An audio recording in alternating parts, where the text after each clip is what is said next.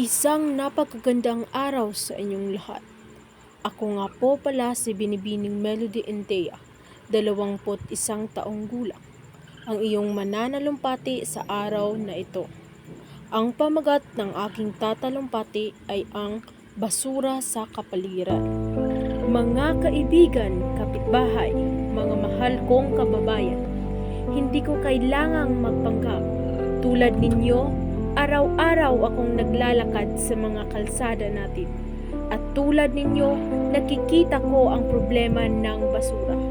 Mula sa mga plastik na nakakakalat sa bangketa hanggang sa mga ilog na unti-unting nilalamon ng dumi. Ramdam ko ang mga bigat ng mga problemang ito. Hindi ba't nakakainis kapag umuulan at bumabara mga kanal dahil sa basura? Tapos, imbis na makapagpahinga tayo sa bahay, kailangan pa nating maglinis ng mga bakuran natin dahil sa baha. At paano na lang kung ang mga anak natin ay magkasakit dahil sa mga lamok na nagmula sa mga tambak ng basura? Hindi ba't masakit sa puso na isipin yun? Pero alam nyo ba, ayon sa isang report ng ating barangay, halos 50% ng basura natin ay pwedeng i-recycle.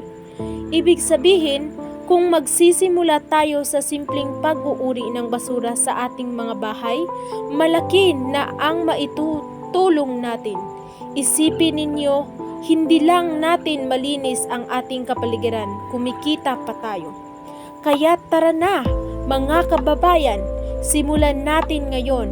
Maglinis tayo sa ating mga bakuran, mag-recycle at suportahan ang mga proyekto ng ating barangay.